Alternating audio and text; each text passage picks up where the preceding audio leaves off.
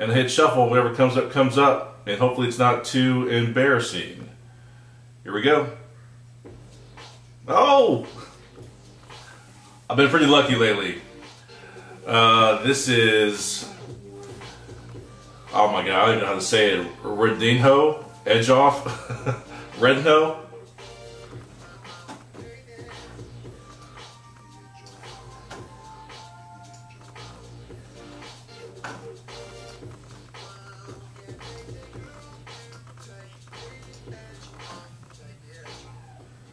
Welcome to the Grip Podcast. I'm your host, Matthew Sky Osborne.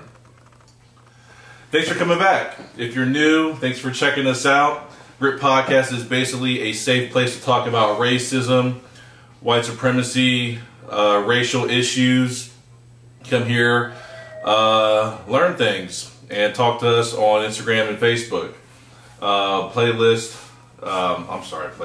The Grip Podcast is available on iTunes, Spotify, Google Play, Stitcher, Podbean.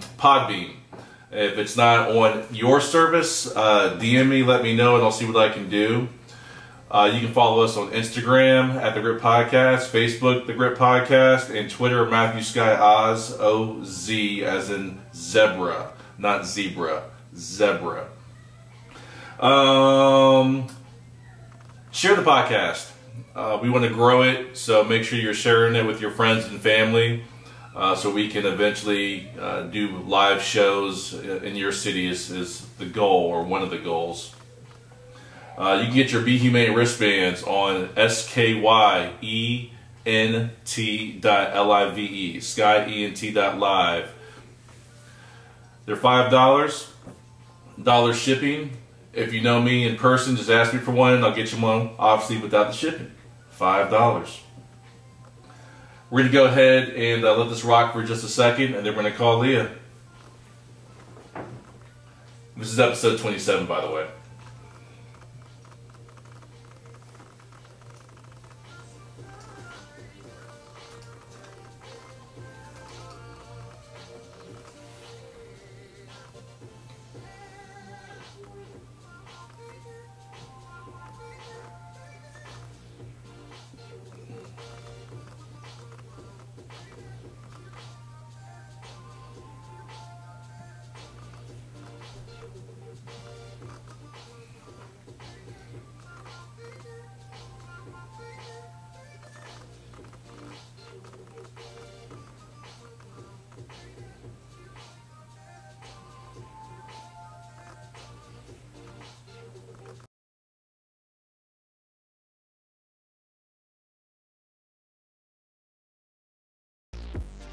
I'm a big music guy, so I love music. I've been producing music for like 15, 18 something years. So I'm always going to find a way to work music into what I do, because I just absolutely love it. Leah's ready. We're going to go ahead and give her a call and get into the shits. Here we go. Leah. Ring, ring, ring. I got to turn that up. Hey. You again. Your ugly voice again. Oh, wait. Whoa. I didn't say that. Taking it too far. All the people I talk to talk love about your this voice. later. What's that? All the people I talk to love your voice. They say your laugh is geez. infectious. Oh, well, that's precious. Ooh. I said, I don't know if it's infectious. I mean, let's You're let's pull like it back a little bit. You mean an infection?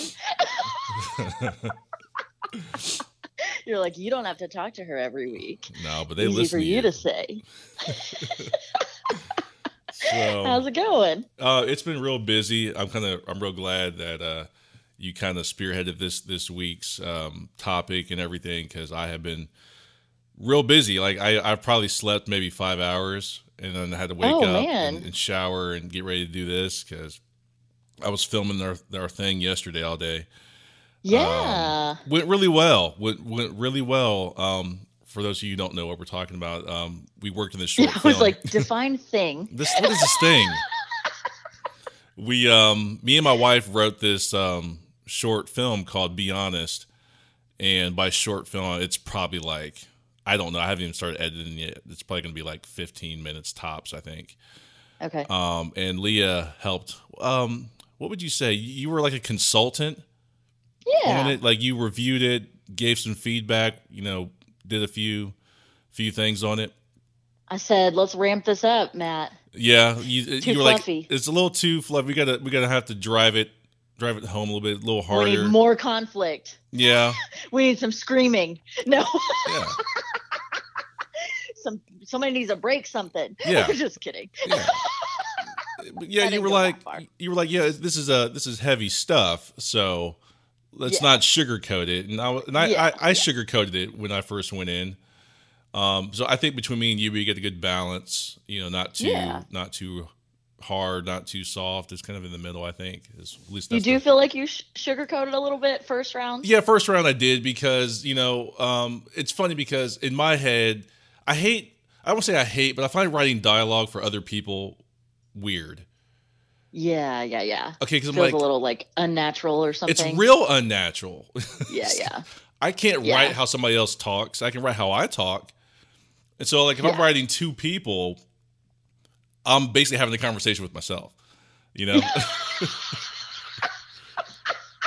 Which then gets all crazy. It gets weird. So that's like where my wife and you came in to throw in just like another personality, another way to think about it. That makes sense. So that was nice. And like I said, I just did all day yesterday. And after that, we had to go to a birthday party. And I didn't get home till like 1. So. Oh, dang. Here we are. So here we are. Totally sleep deprived and caffeinated. My wife was like, "You're a beautiful man, but you look like shit."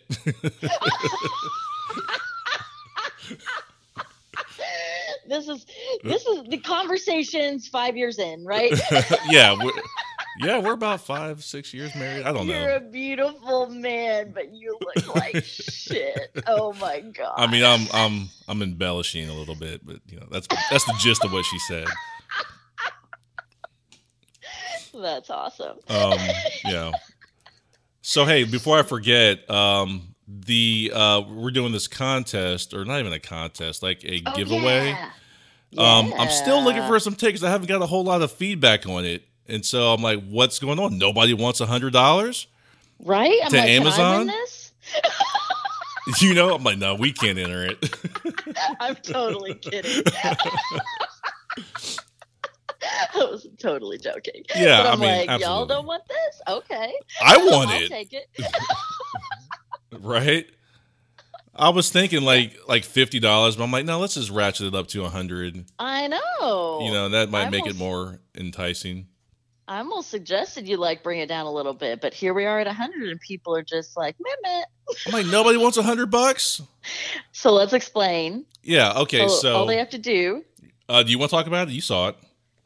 Is share something from our podcast, right? Ultimately, like one of the little video clips or an episode, and tag us in it. Yeah, just screenshot or share it. I mean, I'm pretty flexible. Just as long as you're sharing it and tag us in it on your timeline, then that's all you got to do. And then I'll take all those names and put them in a hat and just pull a name.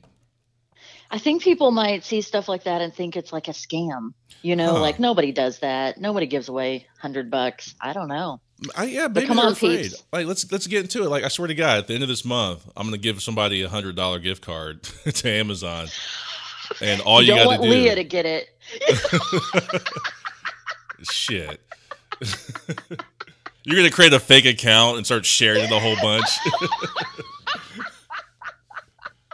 Gia Lamb. This Gia Lamb girl has just been sharing the crap out of this thing. Yeah.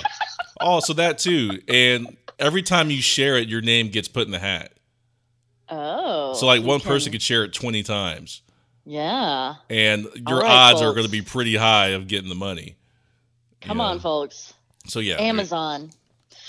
Everybody has shit on Amazon they want, right? Yeah. Hey, did you see Jeff Bezos' wife got a settlement of like $35 billion? Oh, no, I did not. I saw that this morning. Speaking of Amazon. Tough life, huh? Not 35 million, billion. Billion. Like, I can't even wrap my head around Come that on. amount of money. What are you doing with 35 billion? What are you doing? Are you buying the world? Right. I can't even wrap my head around that. That's like such a large sum of, I don't even know. I'll say this, and I don't know this woman, never met her, don't know anything about her. If you get $35 billion and you don't do anything for humankind, you deserve death. I can't wait to see God on Judgment Day when they look at you. Like, you didn't do it. Which I bought some jets and some vacation. No, you better do something for somebody. Some big stuff. I mean, seriously. You better change like people's world somewhere. Like, you better start a 5 nonprofits. You know what I'm saying? You better make some sizable donations. Absolutely. Like in the millions. Go to Flint, Michigan and fix their water. Right. Do something. Can you imagine if every millionaire, billionaire took on one project like that? Like, how many people's lives they could change? Oh yeah. Topic for another time, but I just saw that, speaking of Amazon, so Yeah. Okay. So what do we got? What do you got for us today? Well, Leah? before we get into that, I had something cool. Well, kind of cool, kind of blah, I don't even know. I'm still processing from yesterday. So what happened? This Stoney Island Arts Bank that I've been telling you about, where I go and they have the coolest events ever. It's where I've gone to those Black Panther Party panels, and I saw Winnie Mandela film. So it's kind of like a community center and an art gallery, and they have all these media archives. There's this gorgeous library there, so it's kind of a mix of a lot of different things. Yeah. But I went there yesterday for this volunteer orientation. So they gave us this tour. So we went up to the 3rd floor, which I guess the public does not go up there too often. And they were telling us, so they have all these different collections that have been donated to them. So some are music, some is art. I don't know. It's just this huge variety of collections, and they're still in the process of making some of them more accessible to the public. Mm-hmm. So we're on the 3rd floor, and they're up here we have this collection of racist objects, memorabilia type stuff that this man, I can't remember his name. Sorry, man, whoever you are. This man collected over the years, but the reason he collected them was he wanted to get them out of circulation, out of the public eye. Yeah. So bought it so it didn't, continue to impact society, right? So a lot of them are images of mammies. Do you know the mammy? Yeah. Image? Mm-hmm. So for listeners, it's basically this caricature of Black women. They have these, usually these oversized features, lips or nose, and basically it's a caricature. It's kind of like the Aunt Jemima caricature, right? Of Black women as happy to be enslaved, or to be, maids or nannies, happy to raise your children. So kind of this caricature of a happy, nurturing, dumb Black woman, basically. Yeah. And these were in huge circulation back in the day, right? So, or there were some records that and film flyers of people in blackface, right? Stuff we just don't see around anymore. So anyways, okay. So the woman giving us a tour, she's these are all the paper. It was these huge files. These are all the paper, newspaper articles and flyers and that sort of thing. And back in this back room, we have the objects from this man's collection. It's not open to the public. And so I asked, while we're up here, doing this tour, is it possible to just kind of see what's in that room? And she said, sure, yeah, that's fine. So she went to get the key. Okay, so we go back there, and they're all in these drawers that are labeled. So she just starts randomly pulling some drawers open. maybe just like a third of them. Mm-hmm. So we start looking in there, and there's like these mammy, like salt and pepper shakers, or this, I guess it was probably like a shoe brush or something that had this blackface person attached to the brush. I don't know, just lots of weird objects. So I'm like walking down the line looking into these drawers, and all of a sudden I just like how your breath just like catches in your throat. Mm-hmm. So in the bottom drawer, just like sitting there, were these like rusted, heavy, like shackles, like literally, like shackles with like a chain, the super heavy, thick chain connecting them. And I was just like, damn, it's like, I think it was so unexpected. Yeah. Like I was expecting the mammy figurines. I was expecting the blackface. I was expecting those things. But just to like in the third floor on the south side of Chicago in this locked room, in the bottom drawer are these like rusted, heavy chains. And it just was like, man, I just had this moment where I just like wanted to cry, like just overwhelmed, just like that's like a the big emotion. jump, like just like you went like from level like I don't know if you level like racism, you went from like level like 4 to like 10. Right, like all the way to like pretty much the yeah. So anyways, I was just it's like what do you say after that? And it felt almost symbolic to me. Like obviously the reason this man bought these items was to get them out of public circulation, to quit reinforcing those to like halt the reinforcement of those images of the mammy or people in blackface as normal. Is that a and as good okay thing? I mean, I think I get it, but yeah, I get what you're asking. Like we kind of need to see these things to know where we came from. I think there's a difference between, like, I'm guessing this man probably found these things in like antique stores or like, you know what I'm saying? So I think there's a difference between, I don't know, just seeing, because if you see them in that context, it feels normalized, right? People are buying this shit, taking it home.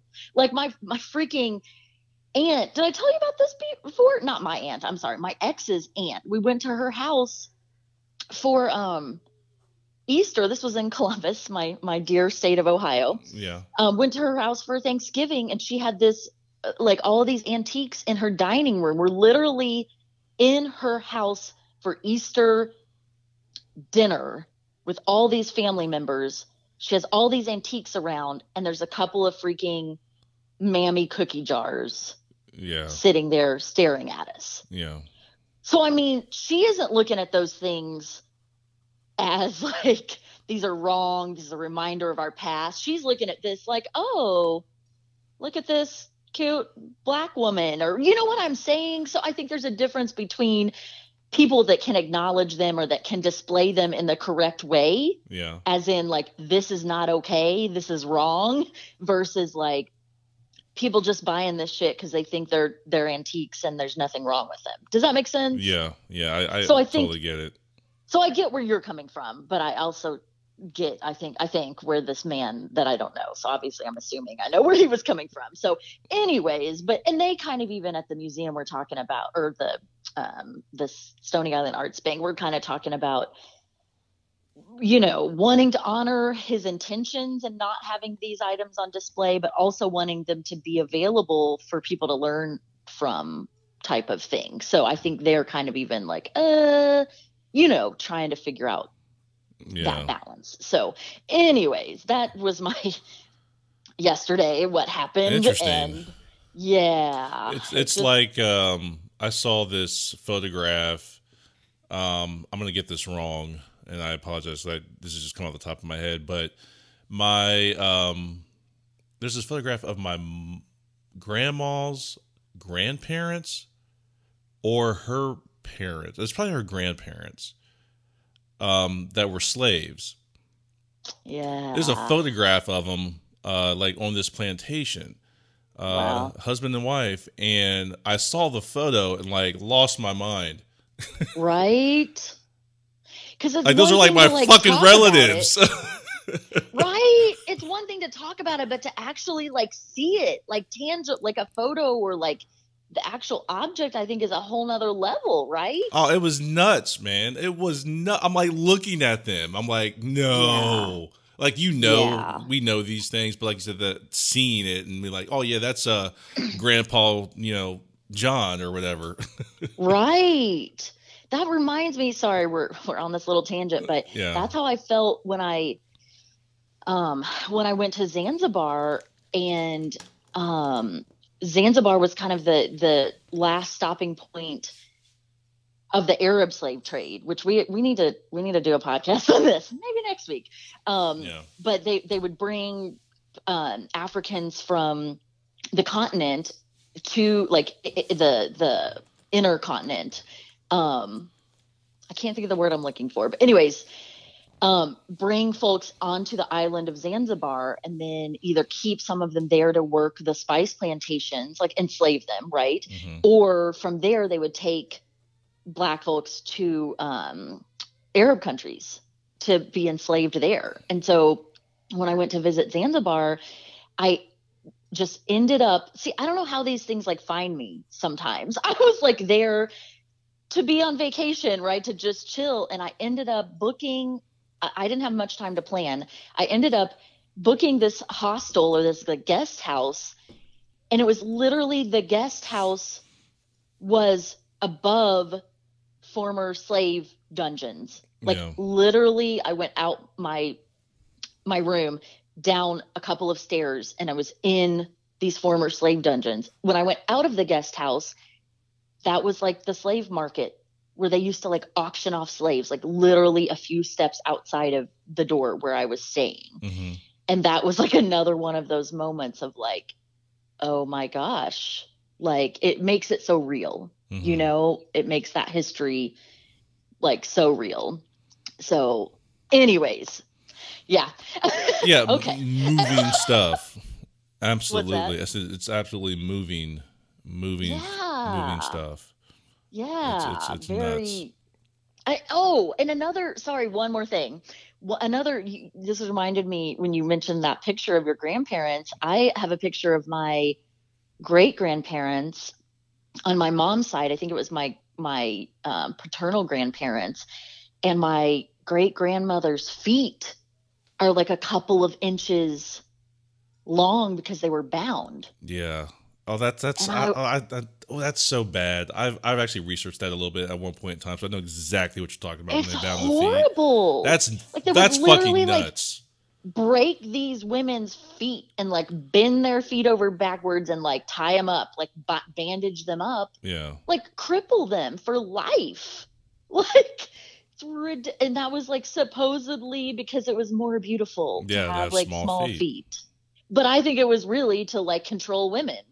Mm-hmm. Right? Like if you can't run away or you're like crippled, you're obviously like that much more dependent on the men in your life and unable to like run away or fight back if need be or whatever. So anyways, so that was one of those moments of like, oh my gosh, here's this. Actually, I think it was a drawing, not like a drawing someone had done of them, but I was like, whoa, like her feet are like tiny. So anyways, it's just crazy when those things are, it's like everybody wants to say these things were so long ago, like they water it down so long ago. And it's like, no, not really, actually.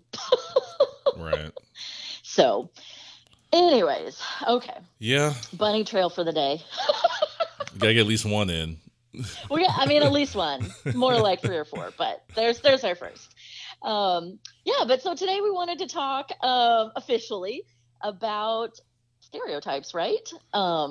I honestly, I don't think I told you this. I was last week when we were talking about representation in film and the ways that Black folks are portrayed, especially in media and in movies, and you were like, some of these things get people killed, right? These ideas of black men as criminal, and I think that's the part where that came up, and I was like, whoa. It's like that was kind of a moment for me, because when you said that, because it's like in my head I knew that, but something about the way you said it, or it kind of like sunk in that much more deeply for me, that like, you think about it real quick. Let's just, like, a white male, I don't know, 25, 27 years old, lives around white people, and all they know about black people are what they see on TV and movies. And if they see black men as predominantly thugs and gangsters, right, that white male becomes a cop. Right. He pulls over a black guy. What does he think about black people? Or sees a black man, like all the things we know have actually happened, with a cell phone that looks like a gun, or with a whatever, right? That always somehow looks like a gun when a black person's holding it, right? Yeah, they're just super, like, I don't know, like their thinking, their mindset. It's all in their imagination, obviously. But if they pull me over and they're thinking that's what black people are, then they're going to be, on edge. Right. And that much more ready to see what it is they think they're going to see. Right. Right. Or which is danger. And I hate to say it, but like, I can have my cell phone. They could legitimately think that's a gun. Right. Because their mind's going nuts. And I mean, I think there's evidence of that in so many different, testimonies, especially within police brutality. Like, I remember reading with the Michael Brown case, and why can I not think of that officer's name that killed him? Oh, I vaguely remember. I'm like blanking, but anyways, Michael Brown, like that cop that shot him was talking about, he was like a Hulk, or like, the way the words he was using to describe Michael Brown seemed like this, like he morphed into this like giant subhuman monster. It's like, where are you getting this imagery? Like some of that had to be like we're talking about. Some of that had to be, a lot of that had to be in your imagination already. Yeah, I love to research that cop's like background with racial issues, or just black people or minorities, if you will. Like, I would love to see what their perspective was. But we'll never know, but Right. Darren Wilson. That's his name. Darren Wilson. Yeah. But this reminds me of, man, I wish I could think of this website. I'll have to figure it out. But there's a website that's like semi well known. I mean, pretty well known, I think, that where you could actually test your level of implicit bias towards different people groups. Mm-hmm. Like they have this. Have you heard of this? No. So I've done it before. And so you can choose, like implicit bias towards like African Americans, towards Asians, towards Muslims. I don't know. It was all these different categories. And so they have a series of photos, I think is how it works. It's been a couple of years since I've done this. Mm-hmm. And the photos pop up and you have to like quickly, it's like you hit the space bar if this thing feels bad or feels dangerous, and you hit a different key if this feels good or this feels positive. And so anyways, it basically tests your level of implicit bias, which is like, the biases that we hold internally that we aren't even, like, subconsciously, right, that we're not even aware of. Right. And I remember a black comedian talking about how even he, as a black man, was like hitting dangerous for the black folks, that like even that implicit bias from media and from all these things had like seeped into him. You know what I'm saying? Teach us to be afraid of each other. Yeah. To be afraid of black folks, even though he is black and he knows like that's not true. But it's like, so basically these tests are it's called I'm Googling this. I think it's called Project Implicit. Mm-hmm. And they're free. But basically, yeah, it's just like testing those levels. And I'm like, yeah, are police officers like taking these tests before they're hired? You know, like, That or would be, social yeah, workers wow. or bank loan officers or like, you know what I'm saying? To school teachers, everybody, you know, like, because if people of color are internalizing these negative ideas even about ourselves, then how much more so are white folks, you know what I'm saying, internalizing these things. So anyways, I'm gonna go take that test. yeah, I'm gonna retake it too because it's been a couple years and see. Like I said, I think it's that project implicit. If not, I'll figure out what it is and let everybody know on the next one. No, Right. this is it. I'm sorry. So yeah, you can take it for disability, for sexuality, like homophobia type stuff. Yeah, so it's super interesting. Yeah, Anyways, cops should definitely take that test before they're hired, and the person grading it needs to be also fair. Right. Because I mean, I think we see that playing out so much in these cases of police brutality. So, yeah. But anyways, that really just hit home to me when you were talking about, like I said, when you said that about, you know, these images of people and these representations of people in media. It's so important and literally like killing people. And I was like, damn, that's so true. And I think it, like we talk about with everything else, it just reminded me there's this spectrum, right? As far as stereotypes, there's a spectrum from, you know, maybe microaggressions that are just super irritating or hurtful, but not, you know, but the spectrum from that all the way to stereotypes that are literally getting people killed. Yeah, it's not to rehash, but that's what I was saying. That's why the Cosby Show was such a big deal, because it made us look normal. Right. like, you know, normal human beings with normal emotions and feelings and yeah, not hyper criminal, not hypersexualized, not any of those things. I wonder how many white people the Cosby Show actually affected, and they don't even know it. I wonder. I really do. Yeah. You know? Yeah. Yeah. So, yeah. Who knows? Have to make a poll.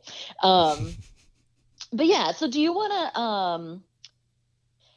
I don't know, do you want to talk about maybe some stereotypes that I don't want to put you on the spot here. No, I guess fine, I am. Man. I got all kinds of stereotypes that you've encountered in your life, or yeah, man, I could probably go. And when I talk about these things, I like to put myself on blast because I feel like it feels more authentic if I'm talking about myself, and people are like, "Oh, okay, he's being honest about, you know, what he's going on."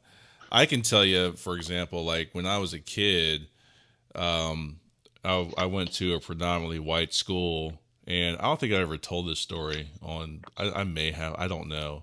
Where I didn't know I was black. Did I tell you that? Oh, I don't think we've talked about this. I've told the story so many times. I can't remember if I've told it to you or not, or on this podcast. Right. I don't know. So, when I was, I was probably like in 6th grade, maybe, or 5th grade. Okay. And I swear, like, it was probably 3 black kids in this, maybe 3 or 4 black kids in the school. And that's including me and my 2 brothers. Basically, you were related to 75% of the black folks in your school. Yeah. And there was like one other guy. So I think it was maybe like 4 of us. And prior to that, the things that my parents were doing as far as protecting us, we didn't know what it was. I know it now, but like telling us like don't run between people's houses. Right. Things that she knew was bad. Hey, look out for your little brother, because I told you he was darker skinned than me. I didn't know why she was doing all that, obviously, until I got older. Sure. But I remember, I can't remember exactly how this went down, but I remember coming home one day because something happened to me at school, and I think I was like, Mom, I'm black. Oh, yeah. Okay. And something had happened where somebody had said something to me, or it may have been a conversation like, Matt, your skin's darker, you're different from us. And I was like, nah, we're all friends. We're good. Yeah. You know what you're talking about? But you're different. I'm like, what? Yeah. And then the whole thing starts to mess with my head. I go home, Mom, I'm black. What does that mean? Why don't you tell me I was black? And so as a kid, I think this went on through like junior high school. And as you get older, you mature and stuff. But I remember thinking, okay, I'm black, so I need to change how I behave. And what I mean is this: I need to be that black stereotype that people Super see. black. I need to be like, I need to be baggy pants, sagging, Right. Playing the hardcore. I literally tried to adopt the black stereotype. Sure. Because I'm like, well, that's what I'm supposed to be. Right. And then I remember I grew up in Ohio, but I also like to say I'm also from Memphis because my parents are from Tennessee, and my mom and dad met at Tennessee State University, and my dad's from a small town in Tennessee called Mount Pleasant, and my mom's from Memphis, and we spent a lot of time in Memphis. And if you ever been to Memphis, not so much today, back in the 90s, it's the polar opposite of Columbus or anything in Ohio. Right. So like if you're in Ohio, it's like kind of odd to see a black person in certain places. If you're in Memphis, it's odd to see a white person. Right. In certain places. So we would travel to Memphis, and I can't remember my first experiences with it, but I remember just seeing a shitload of black people everywhere. I was like, what? What is happening? Right? Yeah. And I got to basically be around black people, just friends, family. Right. Just hanging out, doing life. And yeah, just being normal people. Yeah. And I remember going down there, perpetuating the black stereotype, and then seeing black people be normal. Oh. And I was like, wait, Uh-oh. I'm doing this wrong? I'm doing this wrong. You're like, fix it, quick. Yeah, because they were just... Before they think you're weird. Right? Oh, wait, too late. Because I wasn't being me. I was being what I thought I was supposed to be. And I'm sure everybody does that, obviously. Yeah, I went through a phase too, so yeah. To some extent. But yeah, so being in Memphis and doing that for several years, like we spent a lot of time in Memphis and Ohio and back and forth. I got a real good balance, of culture and race and society. And I it was weird. I got to see, like the things start to stick out to me. Like I would go back to Columbus, and then I would be out in public, and I would see white people, treat me different, not be as friendly, or if I'm in a store, I'm not getting help, like it would be like love in Memphis. Like everybody's speaking to everybody. It was great. Right. Everybody's doing the head nod when you pass each all other of on it. The street. It's just love. Right. How you doing? The greetings. Yeah. Yeah. And then you're back in Ohio, and like that wouldn't have stuck out to me, if you hadn't spent time if I hadn't been in Memphis. Right. Because I would have wrote it off like, oh, they're just busy or they're doing something else. That would have just been your norm. Right. Yeah. So having those experiences really changed things. And let me say this real quick before I forget. I just thought, hopefully my mom and dad don't get mad at me about this. My mom's a very down-to-earth lady, but she likes and appreciates nice things. Okay. So she's always had like a Cadillac or a Jaguar, right? She's always had nice cars, and her sister always had Corvettes. Like they just like nice cars, nice things. Okay. But does not define who they are. So I remember, I think one of the first times my mom tried to get a Cadillac, she couldn't get one in Columbus. We had the money, or they had the money, couldn't get one. They like didn't believe the they financing, didn't believe that she could actually pay for it. all of the or shit, would pay for it. Yeah, just couldn't get it. Would not, Wow. just would not give them the vehicle. Right? Wow. Guess what they did? Got it in Memphis. Went to Memphis. Yeah. They're like, okay, bitches. We're going to Memphis. Right? Came back to Memphis, and since then, like, she's always getting Cadillacs, and like now she drives Jags and stuff. And so it's funny, in our neighborhood, in our predominantly white neighborhood, to this day, back in Columbus, all of the white neighbors were just fucking bumfuzzled.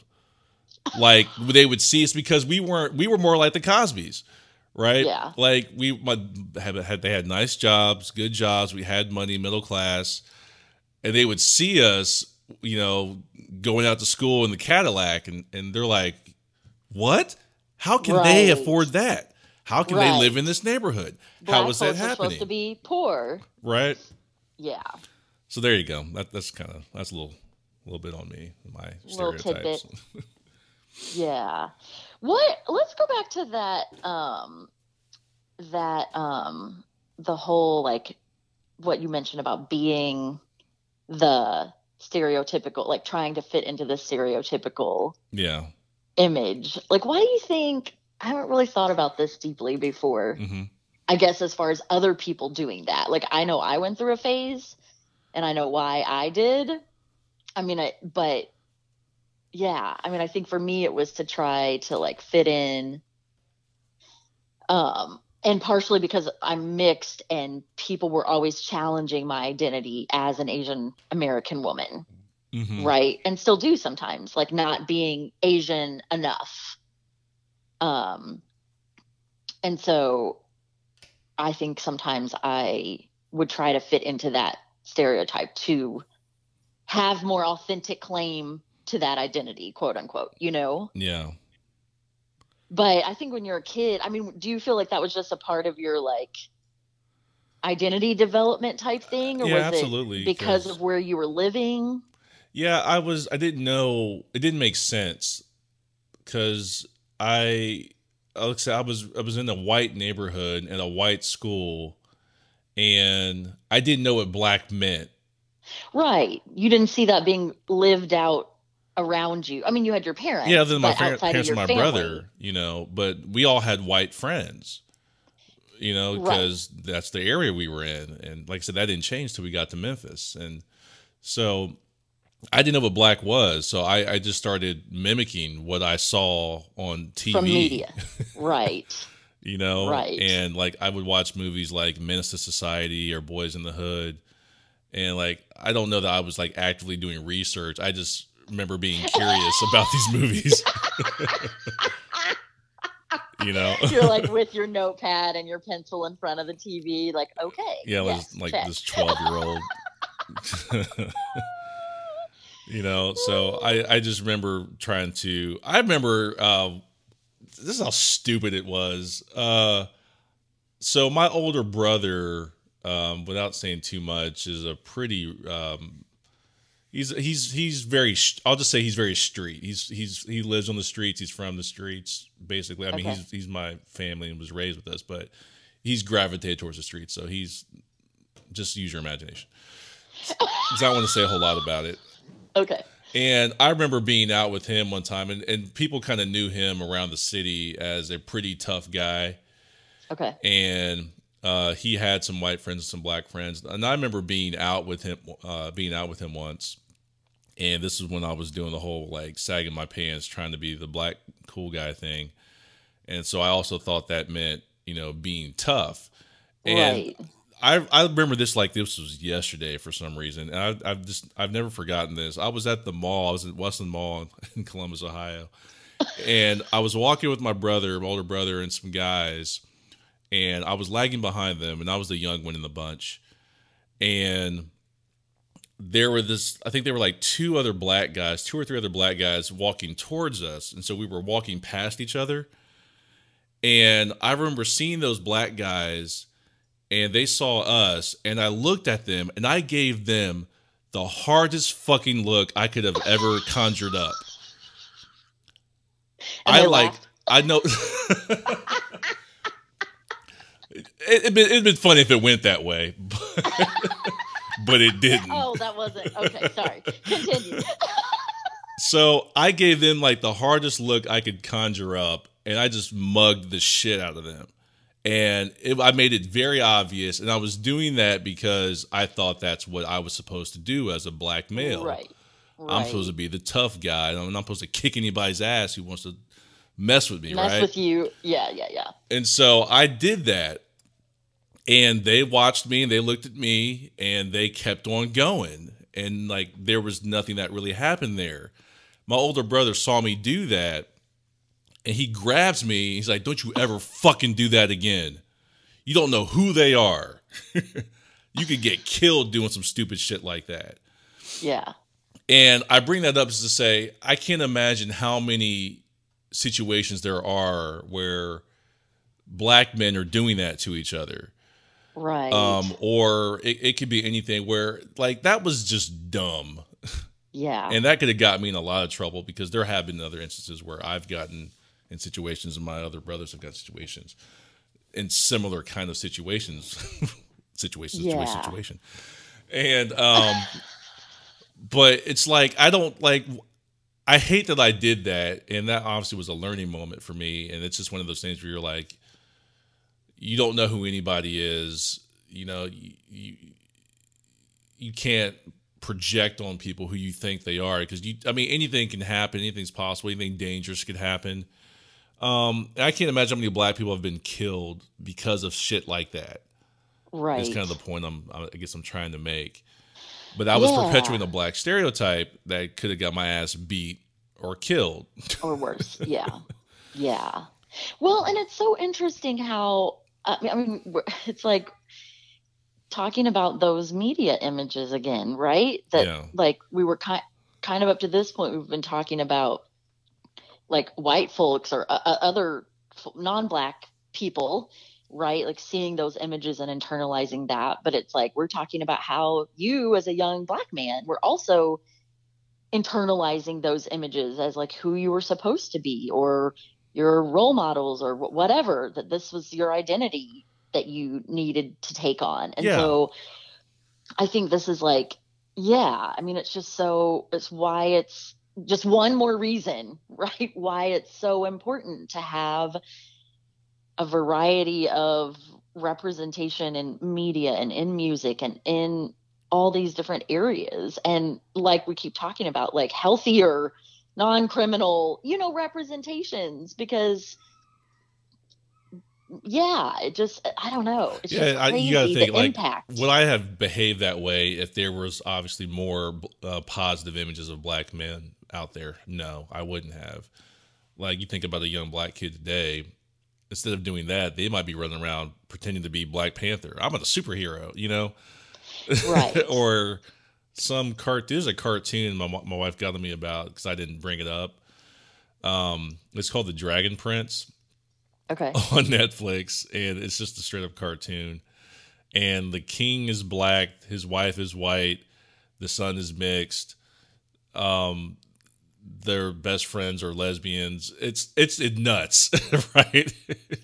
To see all that in a cartoon. Yeah. That's for like kids. I was like, this is wild, man. Like I had never even heard of anything like that prior to this current generation. So you got to think about the images they're getting now are going to be a lot different than what I was getting. So it's a little better. A little better. That's what I was going to say. I think it's changing slowly, but I think we got a long way to go. But I think it's definitely, there's some work being done, which reminds me, I just saw, I don't know if you saw this, Lupita wrote a book. Oh, no, I didn't. It's like a children's book with a very dark skin, main character. And the book is basically about like loving the skin you're in type thing.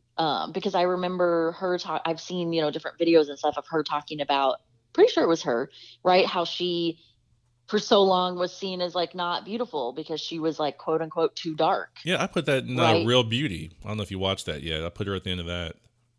Oh, I did watch it. How did I forget that? There's a moment I at the didn't end remember her being in there. Yeah, she's giving a speech at the end. Yeah. Yes, that's the speech I'm thinking of. Yeah. I forgot you had that in there. Yeah. But yeah, so she's like written a book, and so I think it's it's all those little efforts like that, right? Like a children's book here and a movie there and Black Panther here, and but it's like I think it's going to take a lot of time to start to. Because there's still the other shit coming out too, right? Like there's still more of the other, films with Black folks as like all drug dealers and that sort of thing. So I think, it's going to take a lot of time, but I think there's definitely good work being done. Yeah. I remember one of the things, like, I don't think when I was going through that phase of kind of like, what we're talking about, whatever you racial identity development. Yeah. I don't think I really, I mean, I was kind of in the same boat as you as far as not really having a ton of Asian folks in my life at that point, outside of some family members I would see occasionally. And I don't think I really had a ton of representation, like Netflix wasn't big yet where have some shows and so it's like I didn't even really have representation in media, which maybe was a good thing. Now that I'm like thinking about your story, like maybe that was a good thing, but the only thing, you're gonna laugh, I can't believe I'm talking about this. One of the only things I felt like I could like latch onto was like a hairstyle. Like I had this like these certain bangs and this certain like haircut that I would see on a lot of Asian women. Again, not in real life, because I grew up in an area that was like half of 1% Asian. So I didn't even see Asian folks around. But just from like the internet or whatever. And so I would like cut my hair like that because I felt like that made me feel more Chinese. And I think, I don't know, I've been thinking about this, how I kind of like joke, and I still do this to this day, joke with people, I've probably done this with you, that I'm a nerd. Yeah. And I think part of that maybe comes from kind of like Asians being stereotyped as nerds. Yeah. Right. But like I always joke I'm a nerd with social skills. And I am kind of a nerd. Like I love researching shit. I love school, whatever. So it rings true, but I think maybe I kind of got that a little bit from stereotypes of Asian. So I don't know. It's just such an interesting thing to think about, I guess, like the phases we go through and thinking about like racial mirrors is what they call them in. So how do I put this? I have an interest in the world of like transracial adoption, mm-hmm. which essentially typically is like white folks adopting children of color, right? Mm-hmm. I have an interest in that because I feel like there's a lot of overlap between my experiences being raised, having a white parent and a parent of color, and being mixed race. There's a lot of like overlap between my experiences and the experiences of transracial adoptees. Obviously not completely, but a lot of overlap. And so I've done a lot of like research, and I'm in some Facebook groups about transracial adoption. I just have a lot of like opinions and thoughts and concerns around that whole thing. Yeah. But anyways, that's one of the big things that they talk about. These transracial adoptees who are now adults, that's one of the big things they talk about, is the importance of having what they call racial mirrors, which is basically everything from, if I'm understanding that term correctly, everything from representation in film and in children's books and that sort of thing, all the way up to having like for real people of your ethnicity in your life, right? Like if you're Black, you need Black folks in your life that you can look up to and that, can be that kind of like role model, because I think we all do that, right? We all look at the people around us and look at what we see on TV, and we're constantly like figuring out what kind of person we want to be, right? Or like who do we want to be? What do we want to aspire to? And it's like there's real importance in seeing people around you who look like you. And I mean, I've had a lot of those moments being raised in whiteness my whole life. Like I've had a lot of those moments as an adult, like in my 30s, Mm-hmm. like when I moved to Columbus for grad school and went to, the church that I was attending there was, a lot of Asian folks, a lot of white folks, and a lot of like interracial couples and mixed like Asian white kids.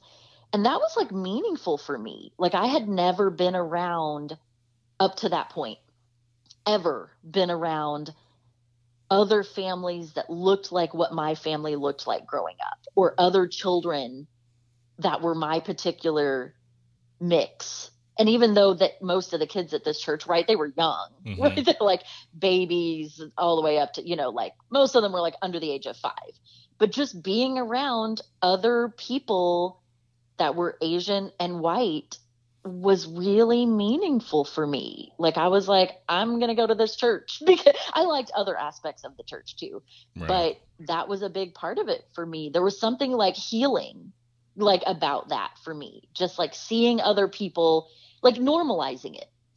I think it goes back to that, like, because all my life I'd felt we were the weird ones. We were the odd ones. We were the, family that wasn't like all the other families. And so I think in that situation in Columbus at that church, it's like I got to, I don't know, just feel like we were just interracial families and mixed race kids. We were just like normal people doing life. And I Mhm. needed to like feel that, and experience that. So, but what, so you kind of talked about stereotypes you experience as a kid, or like trying to fit into those stereotypes. Do you have things that you've experienced? I mean, I'm sure you do, as an adult, that you want to talk about, or Yeah, I was stereotypes? having this thought. So there's this thing that I talk to my wife about a lot called, oh God, I'm gonna get in trouble. I call it the uniform. Okay. Okay. And, I don't know if you remember a couple episodes back, I was talking about, I think I was saying how I think I read this article that was saying something about most people don't mature past a high school level of maturity. Yeah. Yes. And if you like pay attention, it doesn't really take that much effort. You can kind of see that in society. Yeah. You see like people are cliquish and people gossip and they do all this stuff you did in high school just as an adult. And they do all this stuff to fit in, wear these certain brands, or like all that keep stuff. up with fashion. Yeah. And so this first started coming to my attention with I'm gonna get in trouble. I really am. Let me preface it with this. Let me say this first. I think people are afraid to be themselves. Right. We all want to be accepted. We all want to be loved. We all want to, So like I think that's for every human being. I think everybody's scared to reveal who they are. Right. For fear of, I'm not going to be accepted. Nobody's going to like me. I'll be rejected. Rejection's a powerful thing, especially if you're not mature enough to handle it. Yeah. So people, not exclusive to any race, or culture, like everybody is trying to figure it out. Right. And everybody's trying to fit in somewhere, whether you want to admit it or not. Right. And it's like, as adults, we learn to hide that a little better, our desire to be accepted. I think as like teenagers or whatever, right, it can be more obvious, but it doesn't go away. We just hide it a little better. Yeah, absolutely. Yeah. So you see that behavior with adults. And so I remember being out at some mall or area, and if you noticed, you'll see a lot of white women that look like each other. Yeah. Okay. And what I mean is, like, I swear to God, like, you'll see like a group of them and they'll all have blonde hair and like the same hairstyle, same brand of shoes, the jeans, like you just, it's there. It's a fact. Yeah. Just go out and look around. I mean, okay, let's just be honest. It's something people of color joke around about. Maybe white people don't know this, but we joke about it. Right? Like, Okay. sometimes it's funny. So, in saying that, I'll also say I see the same thing with black people. Right. I'll see black men, and women do the same thing. Sure. I don't notice it, in the Asian community because I obviously don't know a lot of Asian people. Right. And I'm your just only not Asian friend. Yeah, I'm just they're just not in the circles So I you run have all in. these stereotypes of me that I'm having to break through. Yeah. So Do I fit your stereotypes, Matt? Oh, I'm totally kidding. yeah.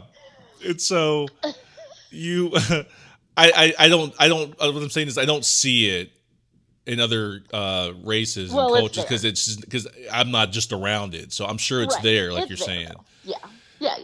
And so I'll be out and and I'll see like a bunch of white women or white guys, and I'll go, "There's the uniform." And I don't say it. I swear to God, I don't say it to poke fun. I really do not. I say it all the time with disappointment.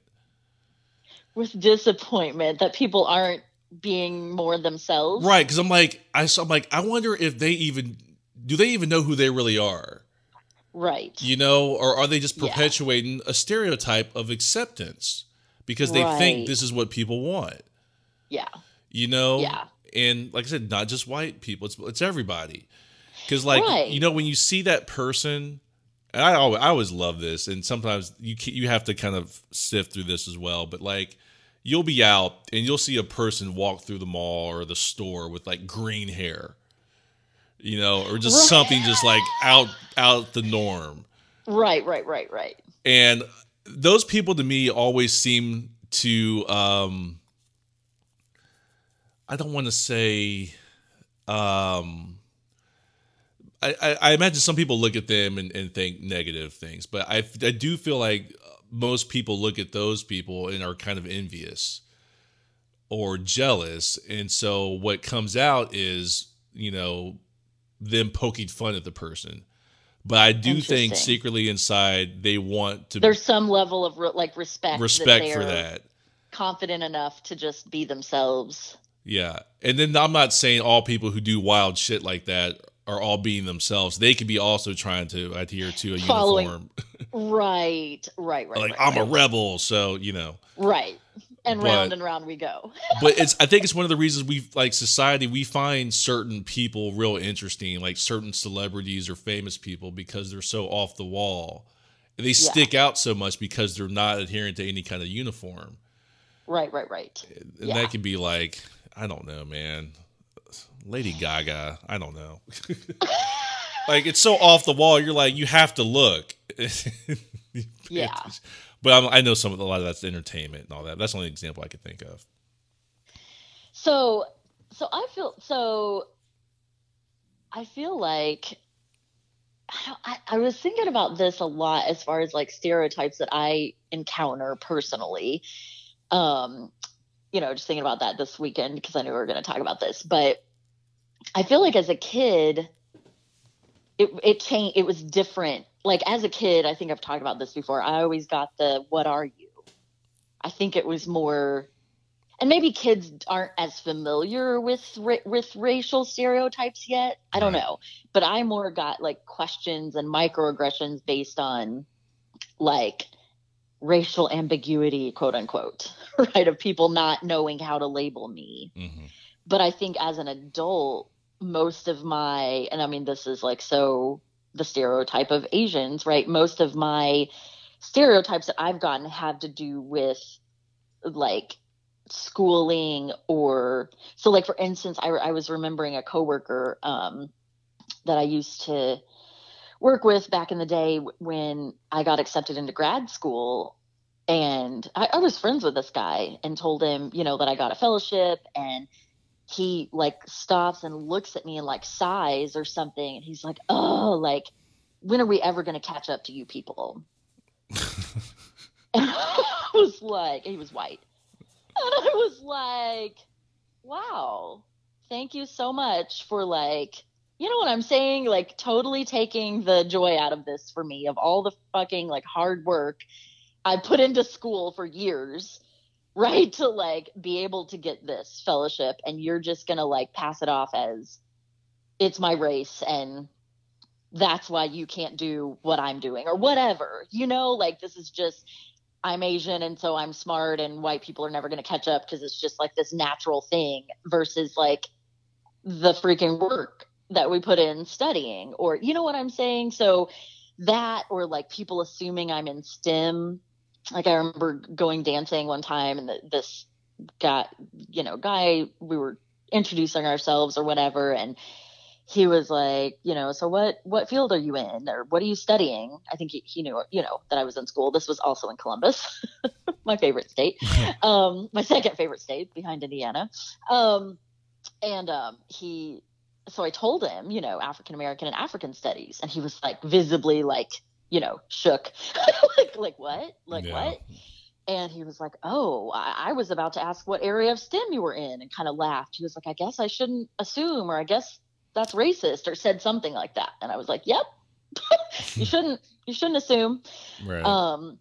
So I think it's been around that, or like people make comments about my food. People used to do this all the time. Not in Chicago though. I've realized since I've come to Chicago, like I've encountered almost none of this. And I'm like microaggressions, it's a bigger city stereotypes. with more people? It's a bigger city with Yeah. more diversity.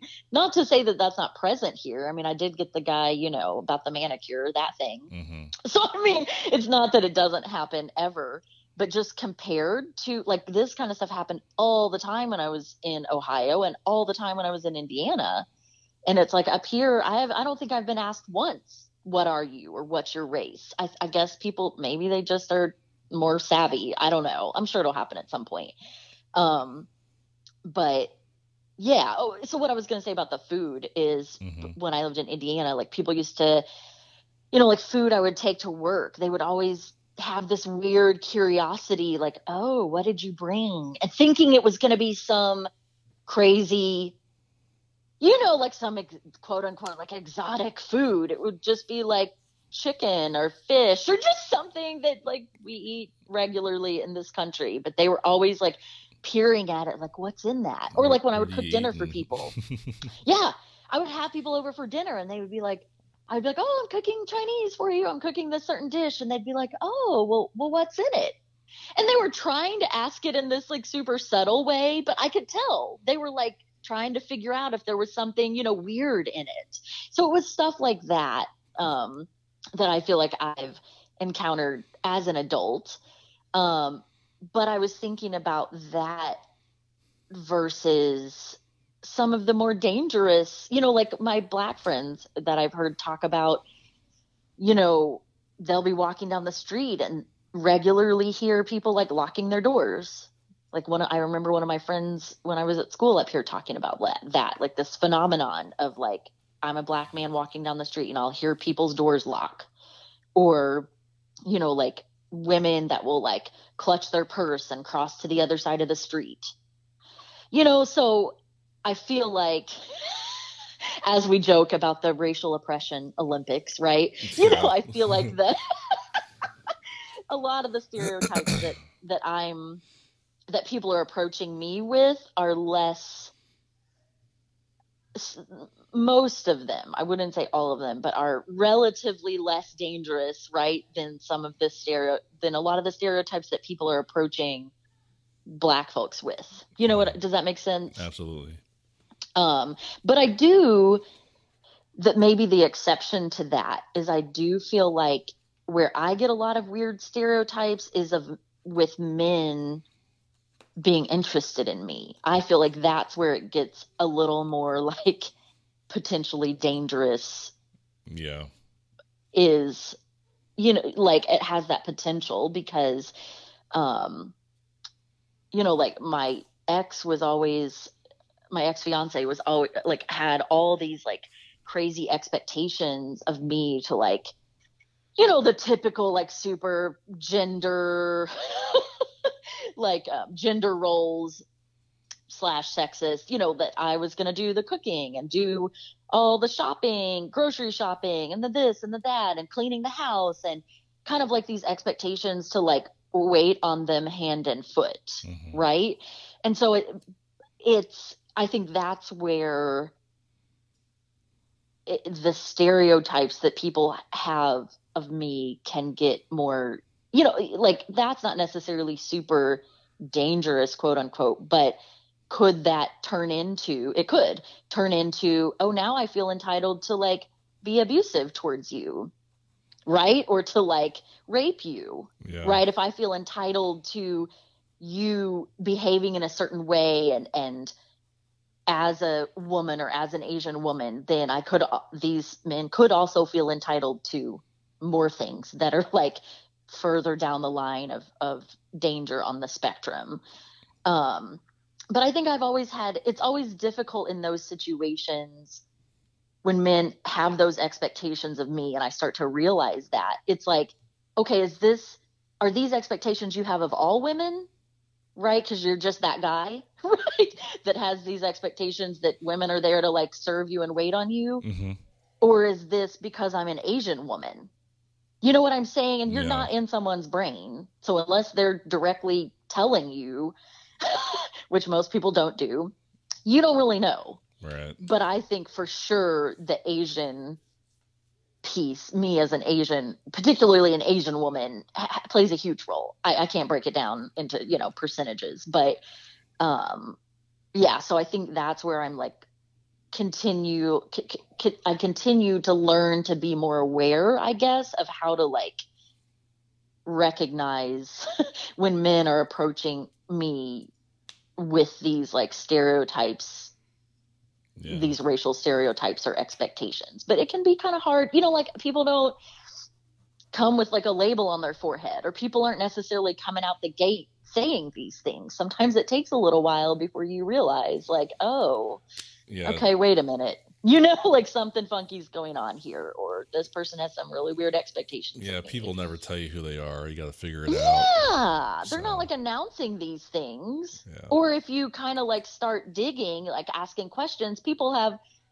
you know, when they feel like they're in trouble or you're like not happy about something, they have lots of good excuses and reasons, and, you know, like they'll lie to you. Well, oh no, I didn't mean it that way. Or, oh no, you know, and it's like, I don't know. Sometimes it can take a little bit to kind of figure out what's really going on. Yeah. So. Not to harp on that, but I do find it pretty entertaining that I always joke with my wife about this, like what you just said, like people never tell you who they are. It's always up to you to figure it out. And the thing that I think is hilarious is, I don't know how this is going to make me sound, but people are always communicating with you, whether they know it or not. Right. And that's because communication is not just verbal. Right. They'll always give themselves away. People always telling themselves. Right. And exactly. I love that. And I actually poke fun at that, and maybe I shouldn't do that, but you know, because my wife's like, you know, she'll something like, Matt, you're being condescending. Like, but they're an idiot. Right. Like how easily someone's giving themselves away. I'm like they're giving you all the information you need. Yeah, they're not going to come out and say like, I'm the bad guy or I'm whatever it is. I'm like, no, it's up to you to figure that out. Right. You know? Right. Let me say this real quick. I don't know why I thought of this, and then we can wrap up here. I'm watching this show on Amazon called The Romanoffs, and there's a part in one of the episodes where this white couple is they're in Russia to adopt a Russian baby. Okay. And they're having dinner with this Russian woman. And they're sitting there. Is this like a documentary? No, it's a show with actors. It's scripted. Okay. Yeah. Okay. And they're having dinner with this Russian woman that's facilitating the adoption. And like their contact person, and they go to dinner at this Chinese restaurant, and the white people are sitting there eating the food, the Chinese food. And they're like, "Oh, this is really good. This is crazy. You can get good Chinese food anywhere." And the Russian woman goes, "China's right over there." That's awesome. Like, where do you think you are? Like, why wouldn't you get good Chinese food here, right? Like, they're our neighbor. Yeah, that's hilarious. They're like, That's China's awesome. right there. What are you talking about? Yeah, well, and that kind of speaks to, in our heads, these weird ideas of borders, right? Like, well, China's on a different continent. That's like Asia. We're in Europe. But it's like, no, really, those are borders people created. Really, they're our neighbor. They're right there. Yeah, that's hilarious. I don't know why That's they were. really funny. It came off to me as if the American people were like, you can only get good Chinese food in America. Right. And then I even heard, I can't remember where I heard this, but they were like, you know, these people, I think they were in China, and they were like, can we get some Chinese food? And I think somebody was like, well, we don't call it that here. It's food. Right. It's just food. Oh my gosh. This is an argument. Oh my gosh. This is an argument I got into with some, well, not like, yeah, it like sparked this argument. This is another ex of mine. Maybe we should have titled the show Leah's Exes. Another guy I dated when I was in Columbus. But yeah, I sent him, do you know what dim sum is? Vaguely. So it's like, it's kind of like Chinese. I hate to even, no, I'm not going to use that equivalent. I can't. I was going to say it's kind of like Chinese brunch, but that's just so bad. It's not that. It's all these like little dishes that you order, but people do typically get it in like the morning or like early afternoon is typically the only time it's available. Yeah. And so I was on vacation with my brother, and we found this restaurant that had 24-hour dim sum. And we were like, what? Because like typically it's done by like 2 or 3. And then what happens if you're craving dim sum and it's evening? Too bad. Out of luck. Right. So this was 24 hours. So I took this like silly picture next to it, like, oh my gosh. And so when I was like showing this guy I was talking to some of these pictures, he was like, he made this comment. He was like, you can't even go like a week without eating Chinese food, can you? And I was like, what the hell is that? What? Do you realize I'm Chinese? Like, this is just food to me. This is not Chinese food. Like an other cuisine that I go eat. This is the food I was raised on. Like, this is my food. Yeah. And so it kind of started, that was to him, a very innocent comment that didn't mean anything. But to me, that was showing me like, this guy is culturally stupid. Like, right? Yeah. Like, he doesn't have any sort of awareness. And so it started this whole conversation that like blew up into like, this is not going to work out. Yeah. To make a long story short. But it was like, yeah, this is just food for me. Like, this is, yeah.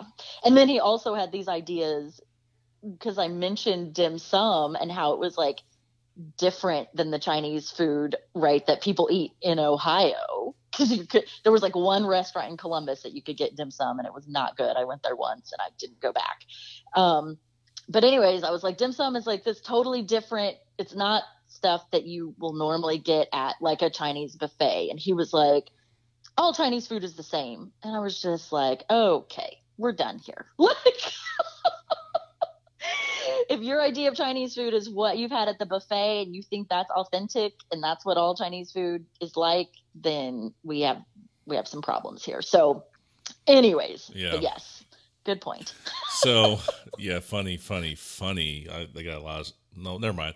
Okay. So, let's see if I can leave you with this, and this could potentially maybe segue into another episode. But I don't want you to answer this now. I just want to kind of pose the question. So, do you think there is any truth to stereotypes? So, meaning like, I can honestly say, I'd say a lot of black people have rhythm. And a lot of white people don't. And I'll just leave it at that. Like, wait, I also have a question for you that I don't want you to answer right now. Is there such a thing as positive stereotypes? Is that a thing, or are all stereotypes inherently negative? Yeah, I think that kind of plays into. Don't answer. Don't answer. Yeah, I'm kidding. Kind of plays into like the question I just asked. It's kind of similar, right? Yeah. So yeah, we'll Tune chat in about next that here shortly. Sounds good. Well, get some sleep, man. Yeah, I'm pretty worn out, but You sound worn out. I got to get the take a little podcast nap up today. It's Sunday. Like we usually do this on Saturday, and I have a little time, I but know. I'm gonna have to get this together today. So I know. I think I might take tomorrow off. I don't know. Is that cruel to tell someone with a toddler to take a nap? Like, shut up, Leah. I'm pretty drained. Don't ever say that again. But seriously, I hope you get to chill today. I do too. You're like, believe me, I want it more than you do. Yeah. All right. Well, good to talk to you. You as well. And, we'll chat again soon. Talk to you soon, Leah. Okay. Bye. Bye. All right. Episode 27. Going to go ahead and send you guys off with another playlist shuffle. Again, we have the Amazon contest or giveaway going on right now. All you got to do is share something from the Grip Podcast as social media or an episode from iTunes or Spotify. Tag us in it, and your name gets put into a drawing for a $100 gift card to Amazon. That's pretty straightforward. And on the end of I think the last day of the month, we're going to do the drawing, and somebody's going to get $100 to spend at Amazon. So jump on that and start sharing. All right. Playlist shuffle.